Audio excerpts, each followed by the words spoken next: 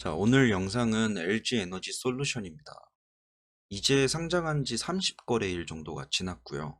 그러다 보니까 아직까지는 이 기술적 분석을 해가지고 여기가 지지다, 여기가 저항이다. 이러한 어떤 합리적인 분석을 하기가 어려워요.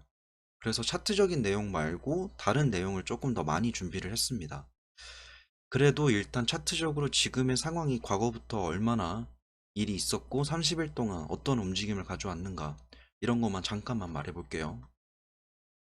여러분도 알다시피 엔솔이 처음 상장할 때 완전 핫했어요. 공모주 원래 하는 사람이건 안 하는 사람이건 다 참여했고, 실제로 제 가족과 친구들, 지인들 대부분이 다 엔솔 상장에 공모주 참여를 했습니다. 저는 안 했어요. 근데 얘가 상장했을 때부터 프리미엄을 좀 얹고 들어오다 보니까 이 가격 자체가 이 회사의 어떤 가치보다는요, 미래 가치를 조금 더 많이 반영을 해가지고 상장을 한 상태였어요. 그래도 상장하고 나서 쭉 떨어졌다가 올랐다가 반복을 하고 결국에는 이 안에서 좀 놀아줄 거라고 대부분의 사람들이 생각을 했거든요. 심지어 이게 이렇게 떨어졌다가 반등할 때는요, 이게 정말 어디까지 갈까 많은 사람들이 좋은 생각들을 했을 겁니다. 근데 이걸 메인으로 잡고 있었던 외인과 기관이 던지기 시작하면서 이게 쭉 떨어지기 시작해요. 실제로 요때는요, 공매도가 그렇게 많지가 않았어요. 이 하락의 원인이 공매도가 아니었습니다. 그냥 얘네가 차익 실현을 하면서 물량 터져 나오고 개인들 선전 물량 나오고 이러면서 쭉 떨어진 거였어요. 저는 그래서 이 안에서 합리적인 가격들을 만들어내겠다라고 생각을 했는데 이탈이 나왔습니다. 그래서 딱 상장하고 나서 한 달 동안의 기간이 여기까지거든요. 요 기간 동안에 여기를 지켜주는 척을 하다가 이탈이 나왔어요. 이탈이 나오니까 한때 지지를 해줄 거라 생각했던 이 선이 이탈 나오니까 저항이 됐습니다. 다시 탈환하려고 했는데 여기서 저항 맞고 떨어졌어요. 다시 오르려 했는데 여기 택도 못 치고 다시 떨어졌습니다. 그 다음부터는 개파락이 나오기 시작하면서 이거는 뭐 사실 대응을 하신 분들이 별로 없겠죠. 그래서 얘가 아마 러시아와 우크라이나 사태가 없었다라고 한다면 요 구간에서 좀 버텼을 겁니다. 근데 그냥 이탈이 나와버렸어요. 이때 러시아 우크라이나 싸우면서 니켈 값 오르고 뭐 리튬 값 오르고 전 세계 원자재 시장 다 오르면서 2차 전지 시장에는 큰 타격이 온 거죠. 당장 그 원자재를 써야 되는데 가격이 올라가니까 작년 실적은 그렇다 치고 이제 앞으로의 실적에 대한 우려감이 터지면서 주가가 급락을 했습니다. 지금은 이제 상장 때의 분위기로 봤을 때의 지지선들, 그 이후로 약간 소강 상태의 지지선들 다 이탈 나오고 최종 지지선까지 내려와 있는 상태입니다. 이게 35만 4,500원인데 이 가격에 대한 신뢰를 가질 수가 없는 게 보시면 알다시피 여기 아무것도 없어요. 상장한 지 얼마 안 돼가지고. 그러다 보니까 원래 차트 볼 때 과거에는 이러한 경향성을 띄었다. 여기서 지지받고 올리더라. 그런 걸 봐야 되는데 얘는 그런 게 안 되는 거죠. 그래서 이 가격 또한 그렇게 안전한 가격은 아닙니다. 그래서 LG 에너지 솔루션은 지금으로선 차트를 보고 뭐 설명할 건 없고요. 현재로서는 밸류에이션 하는 것도 굉장히 어려운 게 얘네가 물적 분할에서 나오면서 LG 화학 내에서 LG 에너지 솔루션이 2차 전지에서 만들어내는 매출과 이익 그리고 부채 이런 비중들을 다시 떼낸 기업이기 때문에 밸류에이션 또한 지금 어렵습니다. 그래서 얘는 애플 투 애플로 비교를 해봐야 돼요. 그래서 원래 제가 모든 영상을 찍고 어떤 기업에 대한 이야기를 할 때 많은 준비를 합니다. 근데 준비보다 더 많이 하는 게 생각이에요. 근데 이번 영상 같은 경우에는 그 자료 준비에 좀 많은 시간을 쏟았어요. 일단 가볼게요. 얼마에 살까라는 이런 질문을 제가 던지고 이거에 대한 대답을 해야겠지만 얼마에 살까라고 이 영상이 끝날 때까지도 저는 말할 수가 없습니다. 자, 얘가 상장가가 59만 7천 원이고 지금 고점 대비 마이너스 40% 정도 떨어진 상태예요. 근데 차트적으로 어떤 힌트를 얻을 수 없기 때문에 얘랑 비슷한 결을 가지고 있는 삼성 SDI를 좀 비교를 해봤습니다.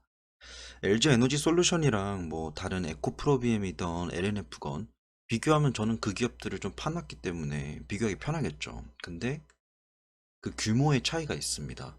회사가 만들어낸 매출과 부채, 가지고 있는 부채들, 이 규모, 그리고 순이익에서 이게 재고로 어떻게 돌아가는지, 캐시플로우 관점에서도 규모가 다르기 때문에 배수값으로 정의를 해가지고 얘는 요 정도 시총을 가지고 있으면 적당하다 라고 표현하기가 애매해요.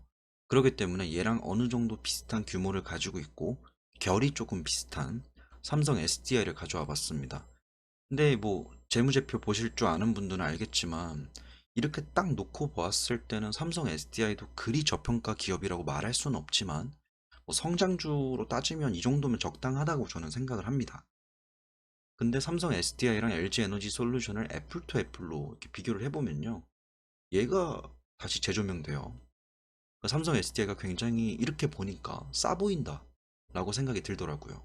물론 이거를 포괄 손익 재무제표를 딱 뜯어놓고 보면 그렇지 않을 수도 있어요. 근데 이렇게 요약 재무제표를 놓고 보면요. 삼성 SDI랑 LG 에너지 솔루션의 매출 규모부터 시총을 먼저 비교해 볼게요. 지금 LG 엔솔이 엄청 많이 떨어졌고 삼성 SDI도 꽤 많이 빠졌어요. 근데 LG 엔솔이 삼성 SDI보다 시총이 한 2.5배 정도 됩니다. 대략. 그러면 얘네가 비슷한 사업의 영역을 가지고 있고 구조도 비슷하다면 시총이 2.5배면 LG 에너지 솔루션이 삼성 SDI보다 2.5배 정도는 잘 나야 될 거 아니에요? 근데 매출까지는 그렇습니다. 매출까지는 2.5배까지는 안 되더라도 한 50% 정도 더 높아요. 근데 여기서 재밌는 건 뭐냐면 이 단기 순이익으로 가보면요. 삼성 SDI가 오히려 높습니다. 그러니까 매출이 더 적은데 삼성 SDI는 거기서 순이익을 더 뽑아내요. 그게 바로 표현되는 게 순이익률과 영업이익률이죠. 이게 턴오버가 더 셉니다. 얘네가 5% 4% 만들 동안에 9% 7%를 만들어요.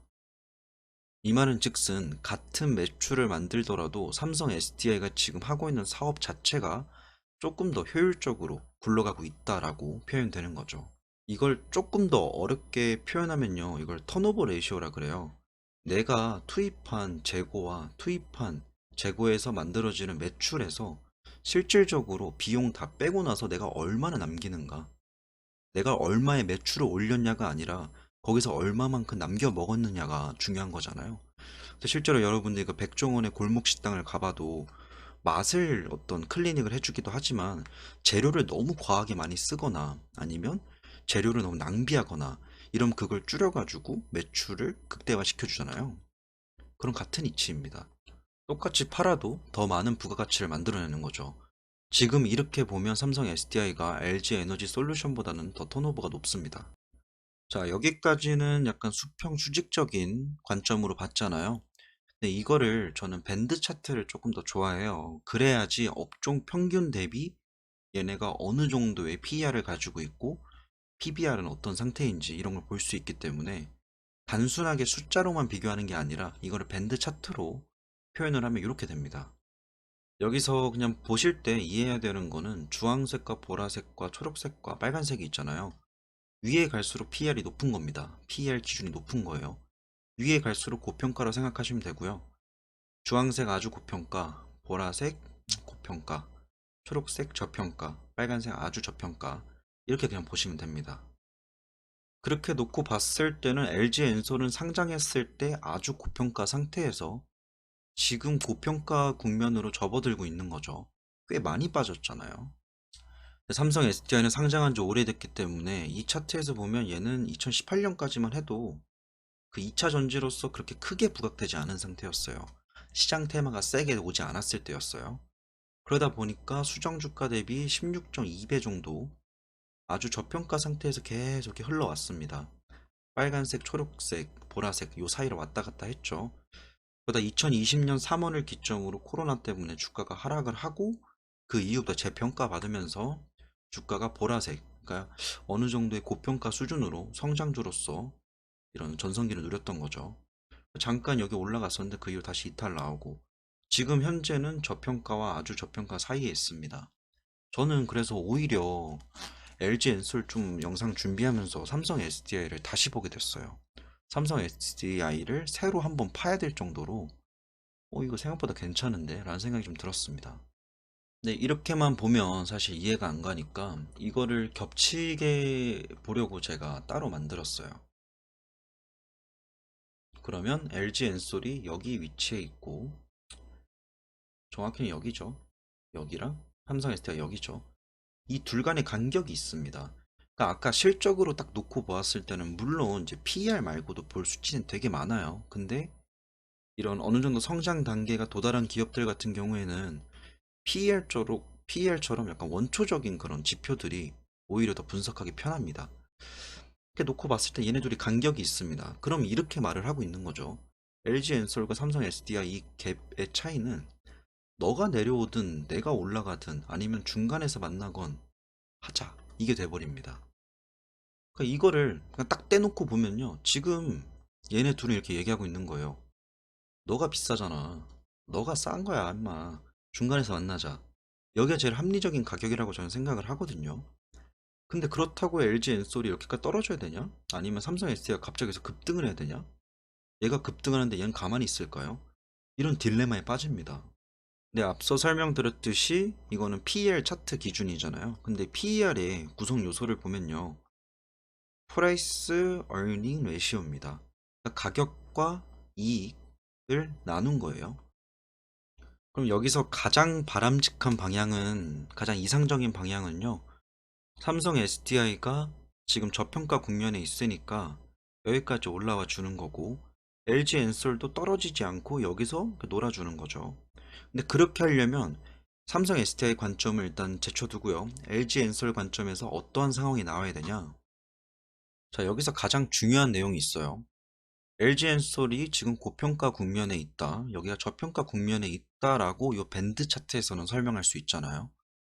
그러면 과연 이 고평가되어 있다고 해가지고 LG 엔솔이 안 좋다. 이거는 팔아야 돼. 혹은 삼성 SDI는 저평가 국면에 있어. 이건 무조건 사야 돼. 라고 표현할 수 있진 않습니다. 제가 생각하기에는 이 고평가라는 게 다른 말로 하면 핫하다는 거예요. 얘네가 성장주잖아요. 시장에서 존재하면서 기대감을 받아갑니다. 그리고 그 기대감을 메꿔주는 그런 실적들이 뒷받침된다면 이러한 고평가를 계속 이어나가서 주가가 고공행진할 수 있는 거고, 이 실적이 밑받침 안 된다. 그럼 꼬꾸라지는 거고요. 이게 전형적인 성장주들의 특징이잖아요. 근데 지금의 상황은 뭐냐면 이렇게 기대감에 실적은 어느 정도 맞아왔어요. 지금까지는. 근데 최근에 크게 2차전지 종목들이 하락했던 이유는 여기 플러스 원자재 리스크였잖아요. 리튬이랑 니켈 가격 올라가면서 이전 연도까지는 괜찮았는데 앞으로 이거 괜찮은 거 맞아? 하는 의심이 기관 쪽에서 시작이 된 거예요. 그래서 지금 일시적으로 주가가 크게 빠진 상태입니다. 꺾였잖아요. 근데 얘가 다시 활활 타오르려면 뭐 원자재 리스크 해소가 되고 실적도 밑받침되면 다시 갈 수 있는 거잖아요. 그래서 저의 결론은 뭐냐? 얘가 고평가 상태를 유지한다는 거는 그만큼 핫하다는 거고요. 그만큼 얘네가 실적을 밑받침하면서 그 기대감들을 만족시켜준다는 거예요. 그래서 저는 고평가라 해가지고 나쁘다? 전혀요. 핫하다는 거잖아요. 저평가에서 좋다? 저평가의 다른 말은 그 시장 자체가 이게 삼성 SDI가 아니라 저평가 종목들의 특징은 정말 그 회사가 가지고 있는 내재 가치만 반영을 합니다. 기대감을 시장에서 안 줘요. 그게 어떻게 다르게 표현하면 시장에서 도태되고 있고 외면당하는 거예요.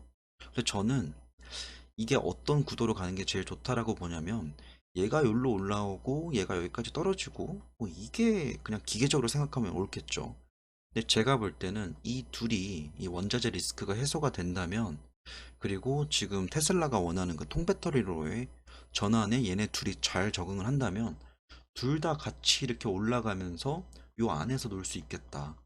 그래서 그걸 기대한다면 사실 그냥 밸류 자체만 놓고 보면 둘이 큰 차이가 나지 않는다면 삼성 SDI가 가격적인 측면에선 더 메리트가 있겠다 라고 저는 생각을 해요. 근데 일단은 오늘 영상의 메인이 삼성 SDI 관점이 아니라 LG 엔솔 관점이니까 얘가 삼성 SDI가 올라오는 동안, 재평가를 받는 동안 이 안에서 핫함을 유지하면서 버텨주려면 어떻게 해야 되냐? 이게 PER 밴드 차트잖아요. 그러면 PER이 구성 요소가 프라이스를 어닝으로 나눈 거잖아요. 가격을 어닝으로 나눈 거면 얘가 그냥 동률을 유지하기 위해서는 실적이 증가하는 만큼만 시가총액이 올라야 되고요. 실적이 떨어진다면 시가총액도 그만큼 떨어질 겁니다. 요러면 얘는 여기서 버텨줄 수 있어요. 그렇게 떨어진 게 지금 가격대라는 거잖아요. 근데 지금 정황상 그 시장에서 성장주들이 얻어맞고 있는 걸 보면요. 요 케이스로 간다면 곤란해집니다. 실적 저하에 따라서 주가가 이만큼 떨어진다? 더 떨어질 거예요. 그래서 얘는 실적을 일단 밑받침 시켜주고 실적 증가가 필요합니다. 원자재 리스크가 터졌지만 그걸 딛고 일어서서 실적 증가를 만들어내고 주가도 너무 과하지 않게 반등을 하면서 버텨준다면 그 사이에 삼성 SDI와 LG 엔솔 간에 지금 만들어지는 이런 간격이 줄어들 겁니다. 요 이야기가 제 머릿속에서는 다 정리가 되었는데 이게 말로 푸는 게 진짜 어려워요. 뭐 여튼 그래요. 제가 생각했을 때는 LG 엔솔이 통배터리로 넘어가는 그 과정에서 잘 적응만 한다면 지금 하락은 오히려 매수의 기회가 되지 않을까라는 생각을 하고요. 이것보다 조금 더 나아가서 얘기를 해보면 저번 주 금요일 날 2차 전지 종목들의 공매도량이 엄청나게 들어왔습니다. 근데 실제로 LG 엔솔도 엄청난 공매도량이 들어왔어요. 여기서 봐야 되는 게 공매도 잔고 금액인데요. 3월 11일, 저번 주 금요일이죠. 갑자기 확 늘었습니다. 천만 1억 10억, 33억 정도 공매도가 있었거든요. 근데 갑자기 여기서 1200억이 들어와 버립니다. 공매도로. 실제로 그 금요일 날 거래량 터졌던 거에 전체 중에서 30%가 공매도였을 정도로 대놓고 찍어 눌렀어요. 금요일 날. 저는 그래서 의아했거든요. 무슨 자신감일까? 진짜 얘네는 금요일 날도 그게 꽤 많이 빠진 상태였는데 여기서 추가적인 하락이 엄청 나올 거라 생각을 하는 건가? 했는데 진짜 빼더라고요. 이걸 보시면 좀 설득력이 있죠. 아까 초반부에 차트 설명했던 거 있잖아요. 여기까지가 공매도 때문에 떨어진 건 아니었다. 금요일 날 개파락 나오기 시작할 때부터 공매도가 대거 들어왔다. 그래서 원래 이게 공매도 많이 들어왔으니까 도망쳐야 된다, 얘네 줄어들면 사야 된다라는 논리가 모든 종목에 통하진 않아요. 근데 LG 엔솔 같은 경우에는 지금 바닥이 어딘지 못 잡는 상황에서 처음에 요거를 상장시켰던 기관과 이걸 주도해서 버텨줬던 기관 외인이 던지고 이렇게 쭉 떨어졌고 중간에 원자재 리스크 터지고 우크라이나 러시아 터지면서 주가가 빠졌으니까 지난주 금요일에 들어왔던 이 공매도가 언제까지 칠지를 잘 봐야 될 것 같아요. 요거는 그러니까 다른 종목에는 이 방법이 잘 안 통하거든요. 왜냐면 공매도 여기에 허점이 많기 때문에 사실 허수입니다 이게. 근데 LG 엔솔 같은 경우에는 이 들어온 공매도량이 언제 조금 뺄까 이걸 좀 봐야지 저점을 잡을 수 있을 것 같아요.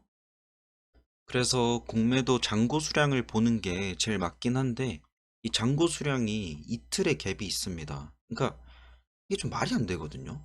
실시간으로 매일매일 잔고 금액이 얼마씩 있는지 이런 걸 공개를 해야지 공평한 싸움인데 이틀 동안 안 보입니다. 그래서 요거를 어느 정도 예측할 수 있는 거는 대차 거래, 대차 잔고가 얼마나 남아 있는지를 볼 수 있는데 저번 주 금요일 확 들어왔죠. 그 전부터 이미 쌓아놓고 있긴 했지만 요때부터 막 급격히 증가를 합니다. 지금도 줄지 않았어요. 지금 빌려줘서 나가 있는 주식들이 요만큼 있는 거죠. 이게 줄어드는 게 아마 공매도가 그 다음에 잔고가 줄어드는 그런 시그널이 되지 않을까라는 생각을 전 하고 있어요. 여튼 오늘 영상은 굉장히 길었지만 뭐 요런 내용입니다. 차트로 정확히 얼마가 저점이다라고 보는 거는 불가능하고 처음부터 말씀을 드렸지만 제가 얼마가 저점이다라고 예상도 못 하겠어요. 근데 힌트를 얻을 수 있는 거는 이 대차거래 잔고랑 그리고 공매도 수량에 있을 것 같고요. 당장 뭐 시황이 어떻게 되든 뭐 2차 전지 시장이 어떻게 되든 그것도 물론 중요하지만 그런 상황들을 보고 이 공매도 세력들은 어떻게 생각을 할지 이걸 좀 눈치를 봐야 되는 상황입니다. 아직 저점이 완벽하게 잡히진 않았지만 저는 이번 달 다음 달 내로 계속 얘를 지켜보면서 매집을 한번 해볼까 생각 중입니다. 물론 이것도 손절 것이 필요할 것 같아요. 지금 원자재 리스크도 터져가지고 다음 실적들이 좀 불안정해요. 근데 거기에 지금 원통형 배터리로 테슬라가 넘어간다 난리를 치고 있어가지고 요것 때문에도 지금 박 터지고 있습니다. 그래서 2차 전지 시장이 예전처럼 그렇게 안심하고 투자할 수 있는 시장은 아니라는 점 꼭 아셔야 되고요. 리스크 관리를 계속 해나가야 되는 시장이 돼버렸습니다. 이건 제가 계속 영상을 찍은다면 요 얘기를 공유 드리려 했는데, 말 나온 김에 말씀드릴게요. 이게 리튬이고 이게 니켈인데요.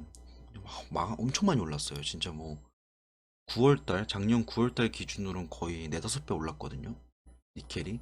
근데 특히나 이게 니켈 가격이 급등했던 거는 현물 가격이랑 지금 선물 가격 갭이 좀 커요. 근데 이 선물 가격의 급등이 나왔었던 거의 원인 중 하나는 중국 쪽에서 여기다 숏을 친 애들이 숏커버링 당하면서 올랐다는 게 지금 제일 설득력 있는 얘기입니다. 당장 지금 테슬라도 이 원자재 값 막 상승하니까 지금 메인 모델들 가격 막 올리고 그러고 있거든요. 4일날 올렸는데 11일날 또 올렸어요.